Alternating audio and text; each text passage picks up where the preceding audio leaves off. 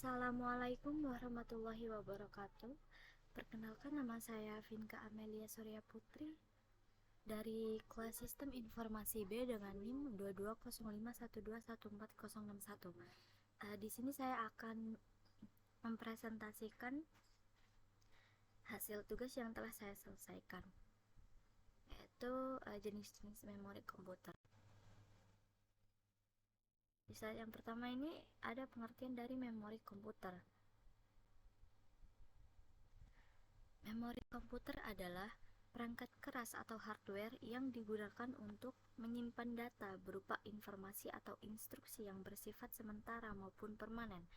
Memori merupakan kumpulan dari storage units yang menyimpan data binary dalam bentuk bit. Setiap blok memori terdiri dari sejumlah kecil komponen. Bagian-bagian kecil ini disebut sel. Lalu agenda yang dibahas adalah cara kerja memori, fungsi memori, yang ketiga ada fitur-fitur memori, kemudian yang terakhir ada jenis-jenis memori. Pertama, cara kerja memori. Pada dasarnya, cara kerja komputer memori melibatkan proses yang saling berkaitan antara RAM dan ROM. Nah, keduanya melibatkan CPU sebagai mediator, sehingga perangkat mampu menjalankan program sebagaimana mestinya. Selain itu, banyak orang menambahkan eksternal RAM guna mendongkrak kinerja komputer. Kemudian fungsi memori. Memori komputer secara garis besar berfungsi sebagai sarana penyimpanan data, baik sementara maupun permanen. Adapun fungsi lain dari memori, yakni yang pertama menyimpan data dari perangkat input hingga dikirimkan ke Arithmetic and Logic Unit atau ALU. Kemudian ada menyimpan instruksi dari sebagian besar perangkat input. Lalu sebagai media penyimpanan berkas penting yang berhubungan dengan operating system. Selanjutnya menyimpan data semua aplikasi dan chats dapat digunakan untuk membackup data. Terakhir, menyimpan data multimedia.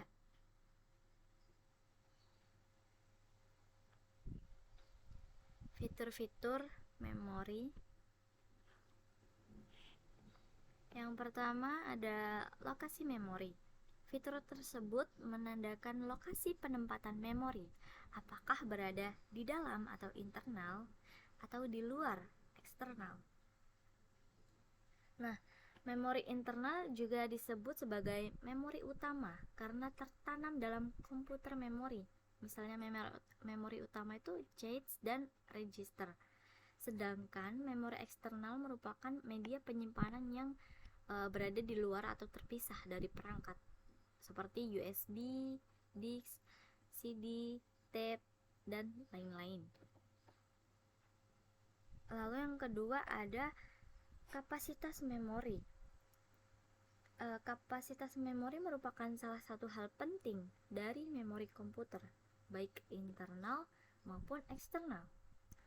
Kapasitas memori eksternal biasanya diukur dalam bentuk byte, sedangkan internal berbentuk byte atau word. Semakin besar kapasitas memori, semakin bagus pula kinerja perangkat komputer. Yang ketiga ada metode akses. Fitur dari metode akses mencakup bagaimana cara perangkat menulis dan membaca memori. Metode akses yang dimaksud diantaranya yaitu yang pertama ada associative access method yang memiliki maksud jenis memori khusus yang mengoptimalkan kinerja pencarian melalui data yang ditentukan untuk secara langsung mengakses informasi yang disimpan berdasarkan alamat memori. Kemudian ada direct memory address, adalah metode yang memungkinkan perangkat input atau output mengakses atau mengambil data secara langsung. Kemudian ada random access method yaitu metode yang digunakan untuk mengakses data secara acak dari memori. Metode ini merupakan kebalikan dari SAM atau sequential access method. Misalnya, untuk berpindah dari A ke Z dalam akses yang acak, kita dapat langsung melompat ke lokasi yang ditentukan. Dalam metode sekuensial, kita harus mengikuti semua intervensi dari A sampai Z untuk mencapai lokasi memori tertentu. Kemudian yang terakhir ada sequential access method, yaitu metode akses sekuensial digunakan dalam perangkat penyimpanan data untuk membaca data yang disimpan secara berurutan dari memori komputer. Padahal data yang diterima dari random access memory atau RAM bisa dalam urutan apapun. Kemudian yang keempat ada unit transfer. Fitur tersebut mengukur kecepatan proses penulisan dan pembacaan data. Pada internal memori, kecepatan transfer data umumnya memiliki tingkat yang sama dengan ukuran Word. Sementara pada external memory, transfer data tidak akan sama dengan Word karena unit transfernya cenderung lebih besar. Dalam hal ini, unit transfer memori eksternal berbentuk blok. Kemudian yang kelima ada kinerja memori. Secara umum, kinerja memori dibagi menjadi 3 bagian, yaitu transfer rate yang menggambarkan kecepatan transfer data yang digunakan untuk mengirimkan memori ke perangkat memori eksternal atau internal. Transfer bit dapat berbeda untuk perangkat eksternal dan internal yang berbeda. Kemudian ada memory cycle time, yaitu total waktu yang dibutuhkan untuk mengakses blok memori dan tambahan waktu yang dibutuhkan sebelum memulai akses kedua. Yang terakhir ada access time. Dalam RAM, waktu akses mewakili total waktu yang dibutuhkan oleh perangkat memori untuk melakukan operasi baca atau tulis yang alamatnya dikirim ke memori. Nah, di bagian yang terakhir ada jenis-jenis memori. Ada memori primer, sekunder, cache, dan register. Kita bahas yang pertama dulu, yaitu memori primer. Memori primer itu juga dikenal sebagai memori utama sistem komputer yang berkomunikasi langsung di dalam CPU, auxiliary memory, dan cache memory. Memori primer digunakan untuk menyimpan program atau data saat prosesor aktif menggunakannya. Ketika sebuah program atau data diaktifkan untuk dieksekusi, prosesor pertama-tama memuat instruksi atau program dari memori sekunder ke memori primer dan kemudian proses memulai eksekusi. Memori primer ini bersifat volatil ya, yang berarti data dalam memori dapat hilang jika tidak disimpan saat terjadi kegagalan daya atau mati daya. Lalu memori utama ini dibagi lagi menjadi 2 bagian, yaitu yang pertama RAM, Random Access Memory, adalah salah satu jenis memori utama yang lebih cepat diakses langsung oleh CPU. Memori ini tuh perangkat keras dalam perangkat komputer untuk menyimpan sementara data, program atau hasil program. Jadi jika terjadi kegagalan daya atau komputernya dimatikan, informasi yang tersimpan di RAM itu akan hilang. Kemudian RAM terdiri dari 2 jenis lagi, jadi dibagi 2 jenis lagi, yaitu ada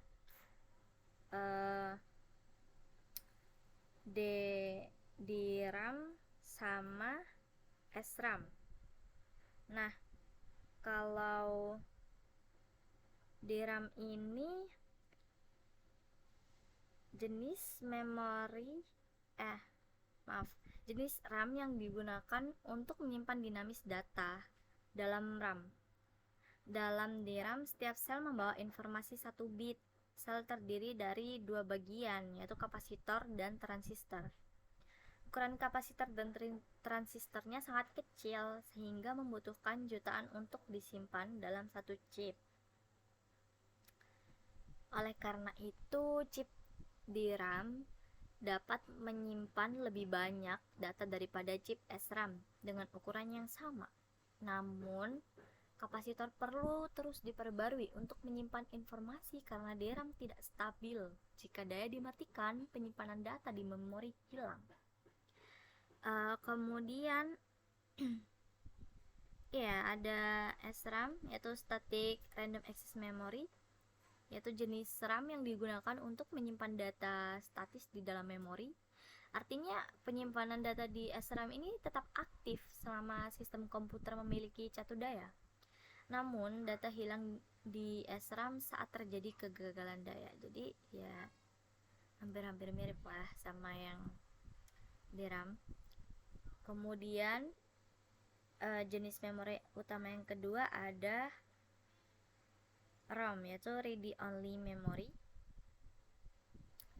RAM adalah perangkat memori atau media penyimpanan yang digunakan untuk menyimpan informasi secara permanen di dalam sebuah chip. Memori primer jenis ini tuh hanya dapat membaca informasi, data atau program yang tersimpan, tapi kita tidak dapat menulis atau mengubah apapun.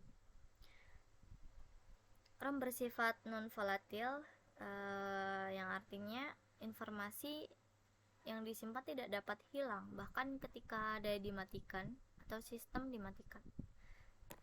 Ada 5 jenis ROM, yaitu MROM atau Max Read Only Memory adalah jenis memori read only tertua yang program atau datanya telah dikonfigurasi sebelumnya oleh pabrikan sirkuit terpadu pada saat manufaktur. Oleh karena itu, program atau instruksi yang disimpan dalam chip MROM tidak dapat diubah oleh pengguna. Selanjutnya ada PROM, yaitu Programmable Read Only Memory. Jenis ROM tersebut adalah RAM digital, di mana pengguna dapat menulis semua jenis informasi atau program hanya sekali. Pengguna dapat menulis konten atau program yang diinginkan hanya sekali menggunakan pemrogram PROM khusus atau perangkat burning PROM. Setelah itu, data atau instruksi tidak dapat diubah atau dihapus. Selanjutnya ada EPROM, yaitu Erasable and Programmable Read Only Memory. Adalah jenis ROM di mana data yang disimpan dapat dihapus dan diprogram ulang hanya sekali dalam memori EPROM. Memori ini tuh termasuk non volatil, yang menyimpan data saat tidak ada catu daya dan juga dapat menyimpan data selama minimal 10 hingga 20 tahun, ya sekisar segitu. Dalam EPROM itu, kalau ingin menghapus data yang tersimpan dan memprogramnya kembali, pertama-tama harus melewatkan sinar ultraviolet selama 40 menit untuk menghapus data. Kemudian ada EEPROM, yaitu Electrical Erasable and Programmable Read Only Memory. Adalah ROM yang dapat dihapus secara elektrik dan dapat diprogram, yang digunakan untuk menghapus data yang tersimpan menggunakan muatan listrik tegangan tinggi dan memprogramnya kembali. Memori ini tuh merupakan memori non-volatil juga ya, yang datanya tidak dapat dihapus atau hilang, maka listriknya dimatikan. Data yang disimpan dapat dihapus dan diprogram ulang hingga 10.000 kali, dan data dihapus 1 byte pada satu waktu. Yang terakhir ada flash ROM, yaitu chip memori penyimpanan non-volatil yang dapat ditulis atau diprogram dalam unit kecil yang disebut blok atau sektor. Flash memory adalah bentuk EEPROM dari memori komputer. Isi atau data tidak dapat hilang ketika sumber listrik dimatikan. Hal tersebut juga digunakan untuk mentransfer data antara komputer dan perangkat digital. Ya, kemudian di sini jenis memori yang kedua ada memori sekunder. Jadi, memori sekunder adalah ruang penyimpanan permanen untuk menampung sejumlah besar data. Memori sekunder juga dikenal sebagai memori eksternal yang mewakili berbagai media penyimpanan. Tidak seperti memori primer, memori sekunder tidak dapat diakses langsung oleh CPU. Memori sekunder itu benar, tidak dapat diakses langsung oleh CPU. Kemudian ada jenis-jenis memori sekunder itu sebagai berikut. Yang pertama ada hard disk, yaitu perangkat penyimpanan permanen komputer. Hard disk bersifat disk non-volatil yang secara permanen menyimpan data, program, dan file, lalu tidak dapat kehilangan data penyimpanan saat sumber daya komputer dimatikan. Lalu yang kedua ada floppy disk atau disket. Floppy disk adalah sistem penyimpanan sekunder yang terdiri dari lapisan tipis magnetic disk fleksibel untuk menyimpan data elektronik seperti file komputer. Jenis memori ini tuh jenis perangkat penyimpanan portable tertua yang dapat menyimpan data hingga 1,44 MB. Karena sebagian besar program berukuran lebih besar, diperlukan banyak disket untuk menyimpan data dalam jumlah yang besar. Oleh karena itu, disket untuk saat ini, bukan untuk saat ini sih, ya di zaman sekarang ini ya tidak lagi digunakan karena penyimpanan memorinya yang sangat rendah. Yang ketiga ada CD atau compact disk. CD adalah perangkat penyimpanan disk optik, singkatan dari compact disk. Ini adalah perangkat penyimpanan yang digunakan untuk menyimpan berbagai jenis data seperti audio, video, file, OS, file, backup, dan informasi lain yang berguna untuk komputer. Ada 3 jenis CD yang terjual di pasaran, yakni CD-ROM atau Compact Disc Read Only Memory, CDR Compact Disc Recordable, kemudian ada CDRW Compact Disc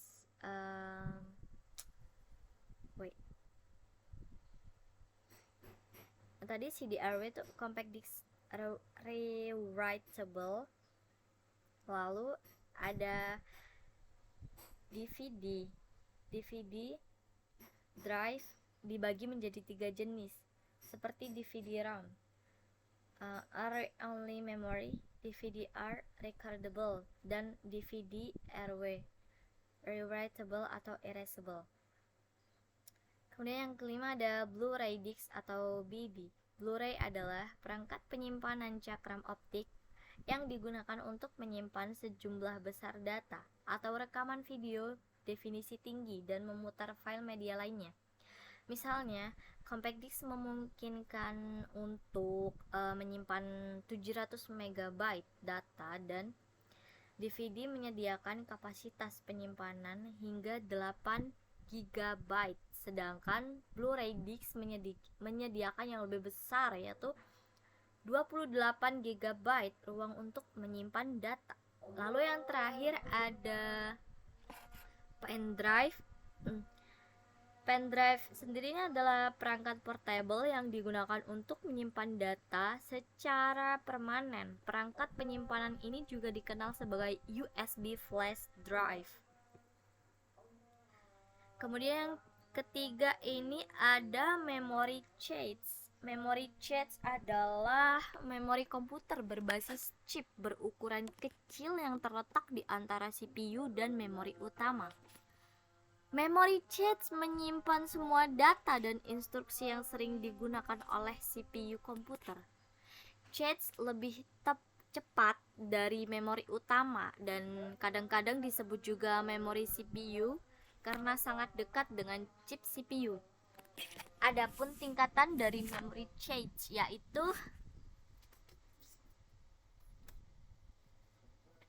yang pertama, L1 cache dikenal sebagai cache on board internal atau primer. Itu dibangun dengan bantuan CPU, kecepatannya sangat tinggi dan ukuran cache L1 bervariasi dari 8 KB hingga 128 KB.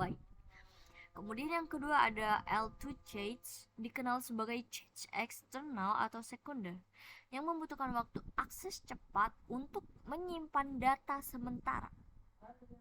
L2 cache dibangun ke dalam chip terpisah di motherboard, tidak dibangun ke dalam CPU seperti level L1. Ukuran cache L2 mungkin 128 KB hingga 1 MB. Yang terakhir ada L3 cache.